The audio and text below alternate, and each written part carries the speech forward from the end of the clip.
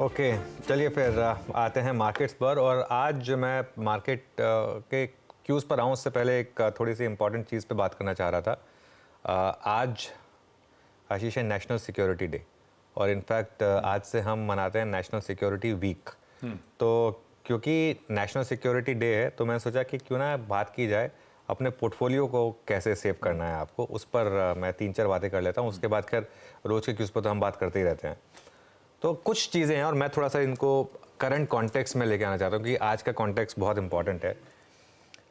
WhatsApp और Telegram, यहाँ पर काफ़ी टिप्स और खबरें घूमती रहती हैं, उनसे बचकर रहें। और एक चीज़ मैं आपको बोलूँ, मुझे आप पिछले एक हफ्ते में बहुत लोगों ने लिंक भेजा है, ये कुछ मेरे टेलीग्राम पे और इंस्टाग्राम पे फेक प्रोफाइल से वो क्रिप्टो के नाम पे वो पैसा मांगा जा रहा है। तो प्लीज़ इन सब चीज़ों से बच के रहें। ये थोड़ा सा क्या होता है ना, इसमें 4 बंद कराओ 10 नए निकल आते हैं, तो इसके लिए अब बियॉन्ड अ पॉइंट अब और वो आपको ब्लॉक कर देता है, आप रिपोर्ट भी नहीं हाँ, कर तो पाते। हाँ एग्जैक्टली, तो अब बियॉन्ड अ पॉइंट अब उससे ज़्यादा हम उसमें कर भी नहीं सकते। लेकिन जो भी है ये आपको आपका पैसा आपको उस हिसाब से संभाल कर रखना है। दूसरा, आसान और मतलब जैसे कहते हैं ना easy and fast money, market में इजी एंड फास्ट मनी कुछ नहीं होती है। कभी कभी फेजेस आते हैं, जैसे पिछले 3-4 महीने में आए थे, वो अलग बात है। उसमें भी अगर आप ढंग से काम नहीं करेंगे तो पैसा उसमें भी जाएगा, लेकिन उसके लालच में ना आए, ल्योर में ना आए, इस चीज़ का अपना ध्यान रखें। एक और इम्पॉर्टेंट चीज़ मार्केट में सबसे इम्पॉर्टेंट होती है रिसर्च। कोई भी स्टॉक लें उस पर रिसर्च करें। अगर आप रिसर्च नहीं कर सकते हैं तो अपना पैसा उस फंड मैनेजर को दें जो रिसर्च कर सकता है। बहुत सिंपल है इस मार्केट में, अगर आपको अपना पोर्टफोलियो उस हिसाब से बनाना है तो। उसके अलावा इस मार्केट में बहुत लोगों ने मुझे काफ़ी मेल्स आती हैं, मैं रिप्लाई नहीं करता हूं क्योंकि बियॉन्ड अ पॉइंट मुश्किल हो जाता है, क्योंकि ऐसी कई मेल्स आती हैं। उनमें ज़्यादातर लोग वो होते हैं जो अपनी कमाई, अपनी सैलरी का 4 या 5 गुना मार्केट में खो चुके हैं। और वो कैसे खो चुके हैं? क्योंकि उन्होंने लेवरेज लिया हुआ है बहुत ज़्यादा। सब एफ में जाके और वो लेवरेज लेते हैं कि एफ बुरा नहीं है, लेकिन उसको एक लिमिट में रखें। जैसे कहते हैं ना कि आटे में नमक ज़रूरी होता है, लेकिन आप नमक में आटा नहीं डाल सकते हैं। बहुत लोग ये तकलीफ़ कर रहे हैं इसकी वजह से। और इसके लिए मैं हमेशा बोलता हूँ कि आपकी जो भी ट्रेडिंग कैपिटल हो ना, एफ को लिमिटेड रखें सिर्फ 10% तक, उससे ज़्यादा एफ में ना लगाएं। और कभी भी ज़िंदगी में उधार लेकर ट्रेडिंग ना करें। बहुत लोग करते हैं कि पर्सनल लोन ले लिया और उसको ट्रेडिंग में लगा दिया। रेसिपी फॉर डिज़ास्टर है वो। एक तो आप उस लोन का इंटरेस्ट रेट कभी नहीं चुका पाएंगे, और दूसरा हमेशा आप टेंशन में रहेंगे, और वो टेंस माइंड कभी वो ढंग की ट्रेड ले नहीं पाएगा। तो इस चीज़ का ध्यान रखें। मिड कैप्स और स्मॉल कैप, और इस चीज़ को ध्यान से सुने, मिड कैप्स और स्मॉल कैप्स को कभी भी एवरेज डाउन ना करें। एवरेज करना है ना, एक बार आपकी ट्रेड कंफर्म हो जाए, फेवर में आ जाए, उसके बाद भले डिप पे आप ऐड करें, लेकिन लोअर डाउन कभी भी आपने 100 पे लिया, 50 पे कभी एवरेज ना करें। 100 पे जाके 150 आ जाए, उसके बाद 120 आ जाए, फिर भी भले आप एवरेज कर लें, लेकिन सीधा पहली बार में एवरेज डाउन ना करें। और 2-3 लास्ट चीज़ें, एक तो ट्रेंड के साथ रहें, trend is your friend till it bends. और प्रीएम्प्ट करने की कोशिश ना करें। जैसे अभी बहुत लोग कोशिश करते हैं कि मैं शॉर्ट कर दूं क्योंकि मार्केट कभी ना कभी गिरेगा। जब गिरेगा तब कितना चल गया है, कितना चल गया है, तो ये कितना चल गया है, कितना गिर गया, कुछ नहीं होता मार्केट में। जो चीज़ चल रही है वो चलेगी, जो चीज़ गिर रही है वो गिरेगी। इस चीज़ का हमेशा ध्यान रखें, प्रीएम्प्ट ना करें। और आखिरी चीज़ जो रिटेल नहीं कर पाता, जो करना चाहिए, ride your winners cut your losses. लोग उल्टा करते हैं, जहाँ पैसा बना वो बुक कर लेते हैं, जहाँ लॉस है वो सोचते हैं कि नहीं, जब तक मेरे प्रॉफिट में नहीं आएगा तब तक मैं बुक नहीं करूँगा। नॉर्मली जो आपने बुक कर लिया वो और तेज़ चलेगा, और जिसमें आपने बुक नहीं किया वो और गिरेगा। तो इसके लिए प्रॉफिट को कैरी करें और लॉस को कट करें, इस चीज़ का ध्यान रखें। बहुत बढ़िया। ये लीजिए, इस हफ्ते की शुरुआत हो रही है, आज नेशनल सिक्योरिटीज डे, और कुछ बेहतरीन टिप्स जो आपने हमेशा याद रखनी है इस शेयर बाजार में। चलिए अब अच्छा, आज के समीकरण पे आऊं। एक तरफ मार्केट्स भागे चले जा रहे हैं, दूसरी तरफ आप नहीं रुक रहे हैं। वीकेंड पे एक नहीं, दो नहीं, 21 किलोमीटर भाग लिए। आशीष, वो क्या था ना, आपको याद होगा हमने पिछले पिछले साल ये बात की थी, या पिछले साल बात की थी एनुअल डे पे बच्चे के, स्पोर्ट्स डे पे बच्चे के, हाँ जब गए हाँ, थे, तो वो डॉटर के। उसका क्या था, वो एक्चुअली 4 मार्च 2023 को वो था, जो मेरी बेटी का जब स्कूल डे हुआ था, तो उसमें उसने गोल्ड मेडल जीता था। उसके बाद हमारी एक पेरेंट्स की रेस हुई थी, वो 100 मीटर की रेस थी, और वो 100 मीटर में मैं पूरा नहीं कर पाया था, मैं गिर गया था। तो ऑब्वियसली क्योंकि मेरी बेटी है तो वो फिनिश लाइन पे पानी लेके खड़ी थी मेरे लिए, और उसने बोला कि कोई नहीं पापा, वेल डन। तो लेकिन मैं कहा नहीं बेटा, वेल डन तो नहीं, बट अब मैं प्रॉमिस कर रहा हूँ तेरे को कि मैं अगले 1 साल में हाफ मैराथन भागूंगा। अब वो 1 साल टेक्निकली आज फिनिश हो रहा था, तो कल मेरे पास लास्ट दिन था। मैं मतलब खैर एफर्ट तो लगा ही रहा था, मैं फिटनेस पे काफ़ी काम कर रहा था, लेकिन समहाउ 21 तक नहीं पहुंच पा रहा था। 12, 13, 14 तक पहुंच जाता था, उसके बाद मेरी बॉडी गिव अप कर देती थी। कल समहाउ मेरे अंदर ये था कि नहीं, आज ही लास्ट मौका है। इसके लिए मैं सैटरडे को भी इसके लिए नहीं आया। मैं सैटरडे को मैं थोड़ा सा वैसे बहुत थक गया था, तो मैंने सैटरडे को रेस्ट किया, और सैटरडे को मैं शाम को सो गया 8 बजे के करीब। मैं कहा मैं सो जाता हूँ, संडे को मुझे सुबह उठ के भागना है। संडे को मैं सुबह उठा 5, साढ़े 5 बजे, मैं थोड़ी अपनी प्रिपरेशन की, और भगवान की दया थी बहुत ज़्यादा कि बहुत शानदार वेदर था, बहुत ही शानदार वेदर। मैंने स्टार्ट किया, उसके बाद जब 12 किलोमीटर हो गए तो मुझे लगा कि मैं नॉर्मली जितना 12 किलोमीटर में थक जाता हूँ उससे बहुत कम थका हुआ था, तो मैं कहा कि चलो थोड़ा सा और एफर्ट लगाते हैं। उसके बाद मैंने फिर भागना शुरू किया। 18 के करीब आके मुझे लगा कि नहीं अब नहीं हो रहा है, लेकिन फिर मैंने कहा यार अब 18 हो गए ना, अब तो कर ही लेता हूँ मेहनत। तो उसके बाद मैं धीरे धीरे थोड़ा स्लो किया अपने आप को, लेकिन मैं कहा नहीं करना है, और मैंने फिर वो 21.1 किलोमीटर होता है, तो मैंने वो पूरा किया 21.1, और उसके बाद मैं रुका। तो मुझे बहुत अच्छा लगा, और मेरी बेटी को ऑब्वियसली बहुत अच्छा लगा, तो इसके, लेकिन ये मतलब थोड़ा सा मैंने कहा भगवान की कृपा थी कि कल वेदर बहुत अच्छा था, तो उसका थोड़ा सा एक पुश मिला मुझे, जिसकी ज़रूरत थी मेरे को, और ये हो गया इस पॉइंट। गजब है। एक मंकी ऑफ द बैक जिसे कहते हैं ना। 21 किलोमीटर 2.5 घंटे में। नहीं, मेरे की तरफ मत देखो आप। मैंने कुछ बोला क्या? गजब है भाई साहब। वैसे कल वेदर एक्चुअली अच्छा था, Weather बहुत ठंडक थी। शाम वाम को बाहर निकले होते आप और शॉर्ट शॉर्ट्स पहन के निकल लिए होते तो ठंडा लग रहा होता। आज विजिबिलिटी देखी आपने, कितनी शानदार विजिबिलिटी थी। अगर आज आप सीलिंग से आए होते मान लीजिए, आए तो अंधेरे में आए अपन तो। लेकिन ठंड थी, अच्छा मौसम हो रहा है। मेरे ख्याल से पहाड़ों पे बर्फ गिर रही है, उसका बड़ा फर्क पड़ा है। चलिए अब आज के समीकरण पे आते हैं। गिफ्ट निफ्टी के संकेतों के साथ शुरुआत कर रहा हूं। एक चीज ध्यान रखिएगा, छोटे हफ्ते से लौट के जरूर आए। एक्सटेंड लॉन्ग वीकेंड सामने खड़ा है। फ्राइडे को महाशिवरात्रि के चलते मार्केट हॉलिडे, 4 दिन का ये कारोबारी हफ्ता। हफ्ते का आगाज हो रहा है जिस तरह के संकेतों के साथ, पहले वो दिखाता हूं।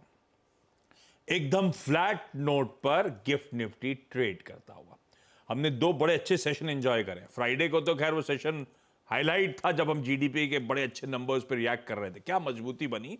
उसके बाद वो सैटरडे का सेशन जो भी था, भाव की मतलब है, मायने है। हमने फ्राइडे को रिकॉर्ड जड़े थे, उसके बाद सैटरडे को भी नए रिकॉर्ड उच्चतम स्तर जड़ दिए। नहीं, ये सैटरडे का लाल में क्यों दिखा रहा है आपका? सैटरडे रेड में हुई थी क्लोजिंग, है क्लोजिंग रेड में हुई थी। हल्के सुस्ती के साथ, ठीक है। ये आपकी स्क्रीन पे आया। हमने नए रिकॉर्ड जड़े थे 22,420, 419 मेरे ख्याल से, 419, 420 के, बढ़िया मोमेंटम।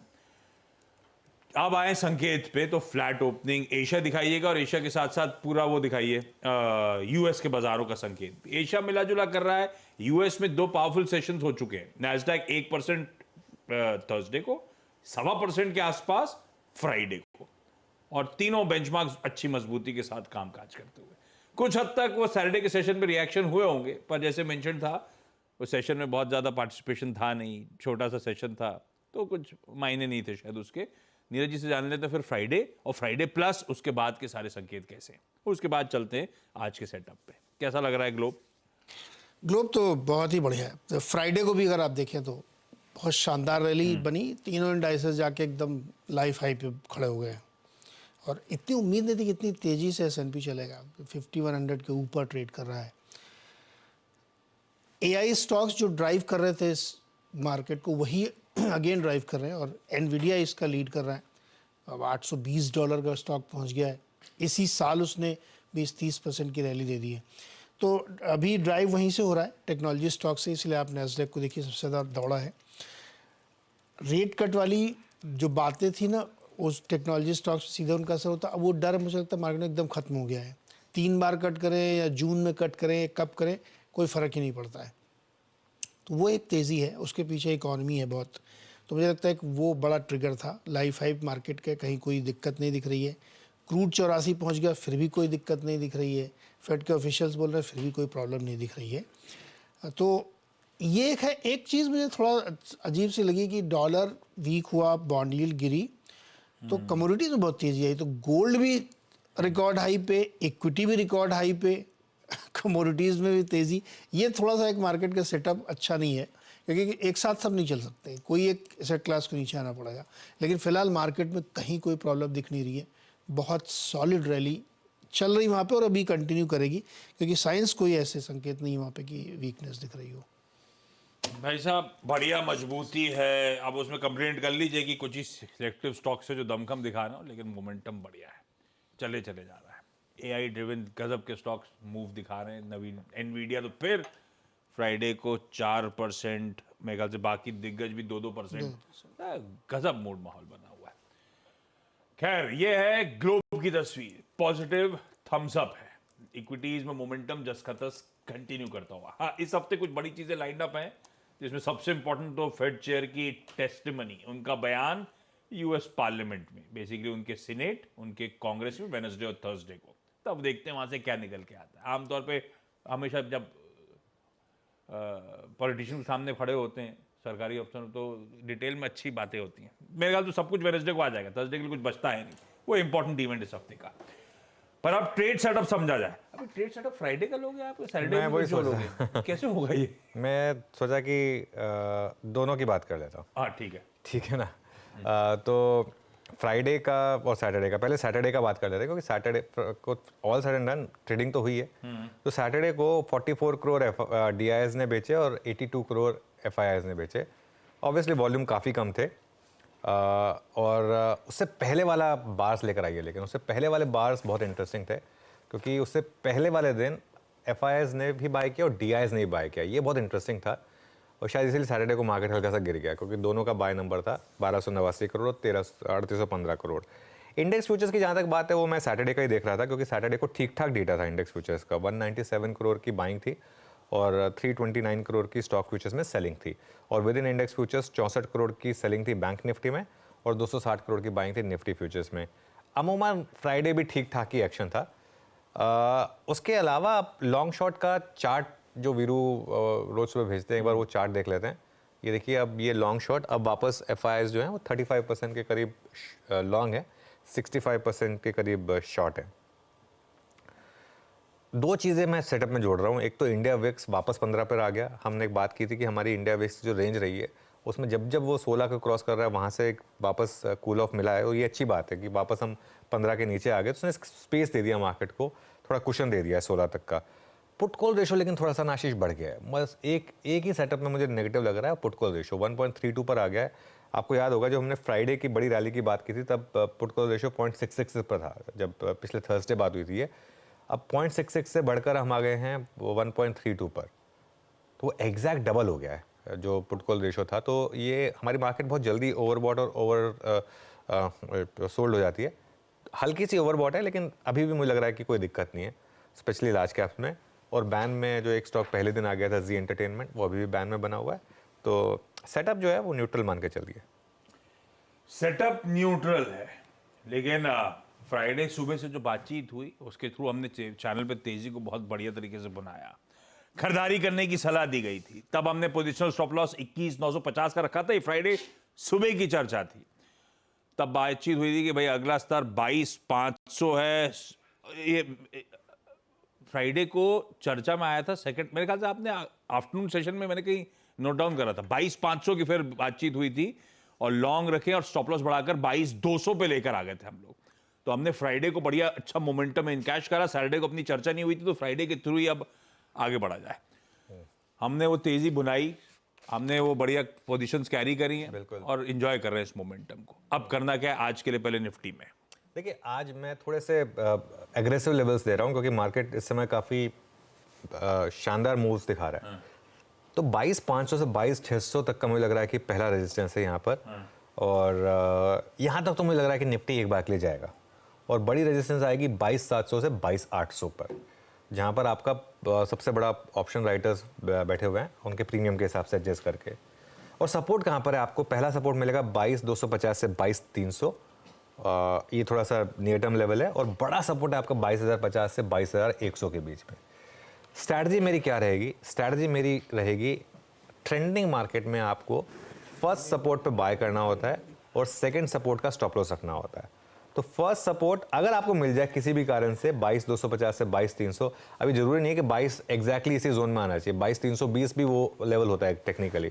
तो फर्स्ट सपोर्ट के आसपास बाय करने की कोशिश करें और एक सेकंड सपोर्ट का स्टॉप लॉस रख दें। तो वही जो हमारा 22,047 के आसपास का स्टॉप लॉस है वही रहेगा। तो पोजिशनली आप लॉन्ग रहें और 22,150 से 22,200 तक की हर डिप को बाय करें। उसके बाद की डिप को बाय ना करें क्योंकि उसके बाद आप बहुत क्लोज होंगे उस स्टॉप लॉस के। तो इसके लिए फिर डिप यहाँ तक बाय करनी है आपको, 22,150 से 22,200 तक की हर डिप को बाय करना है और उसके बाद सिस्टम में एक स्टॉप लॉस लगा के रखना है, वो 22,047 वाला, और देखना है। शॉर्ट नहीं करना है इस मार्केट में। शॉर्ट मतलब करना है तो इंटरडे में 50-60 पॉइंट मिल गए इधर उधर, वो अलग बात है, अपनी जगह है, वो ट्रेडर्स समझते हैं। लेकिन पोजिशनली शॉर्ट इस मार्केट में बिल्कुल नहीं करना है क्योंकि ये मार्केट जो है कुछ कह रही है आपको, लार्ज कैप्स में एटलीस्ट। बहुत बढ़िया। ये है निफ्टी की स्ट्रैटेजी, आपकी स्क्रीन पे सारे लेवल्स आते हुए। निफ्टी बैंक प्लीज खींच के लेकर आइएगा। फ्राइडे को उस पॉकेट ने बहुत पावरफुल रिटर्न्स दे, वो आउट परफॉर्मेंस कंटिन्यू हो रहा है, 2.5% के आसपास फ्राइडे का उछालता है। एक है सैटरडे का सेशन आपकी स्क्रीन पे बार बार आ रहा है। फ्राइडे सुबह हमारी चर्चा हुई थी कि स्क्रीन देखेंगे, उसके बाद निफ्टी बैंक में ट्रेड लेंगे। दोपहर में ये मेंशन हुआ था कि लॉन्ग्स रहे और स्टॉप लॉस बढ़ा के डेज लो पे ले आए। फ्राइडे को निफ्टी बैंक के भी मोमेंटम को अच्छा चैनलाइज करा और ये आउट परफॉर्मेंस धीरे धीरे दिख रहा है। हम वीकली डेटा लेकर आ रहे हैं, डेली परफॉर्मेंसेस, निफ्टी बैंक थोड़ा बहुत दमखम दिखाने की कोशिश कर रहा है। क्या करूं? बिल्कुल, देखिए निफ्टी बैंक ने एक चीज करी है, 200 डे मूविंग एवरेज को ब्यूटीफुली डिफेंड किया और अब मूव अप कर रहा है और अभी भी यहाँ पर ऑल टाइम हाई में स्पेस है, करीब 1000 पॉइंट से ज़्यादा का डिस्टेंस है। तो निफ्टी बैंक पर आपका सपोर्ट है 46,800 टू 47,000 पर और उसके बाद बड़ा सपोर्ट आपको मिलेगा 46,400 टू 46,600 पर। तो ये दो सपोर्ट लेवल्स हैं और रेजिस्टेंस आपको मिलेगी हायर लेवल पे 47,500 टू 47,800 पर और उसके बाद 48,000 टू 48,200 पर। देखिए क्या है ना, लेवल्स थोड़े बहुत इधर उधर हो सकते हैं, आपको ट्रेड क्या लेना, आपको उस चीज़ पे ध्यान रखना है। ट्रेड मेरे ख्याल से ये है कि फ्राइडे के लो के साथ लॉन्ग रहें। अब ऑब्वियसली फ्राइडे का लो बैंक निफ्टी के केस में थोड़ा ज़्यादा लो होगा, लेकिन थोड़ा सा आपको वो रखना पड़ेगा। तो पहले सपोर्ट जोन पर खरीदें और दूसरे सपोर्ट जोन का स्टॉप लॉस रखें। तो पहला सपोर्ट जोन जैसे मैंने कहा 46,800 टू 47,000, किसी कारण से मिल गया तो वहाँ पर लें और फिर 46,400 46,500 उसके आसपास का एक स्टॉप लॉस लगा दें सिस्टम में। तो ये मेरे ख्याल से आपके लिए एक बैंक निफ्टी में अच्छी ट्रेड रहेगी। बिल्कुल ठीक। ये है निफ्टी बैंक की आज की हमारी स्ट्रैटेजी, आज की रणनीति। देखते हैं खैर सेशन कैसे प्रोग्रेस होता है।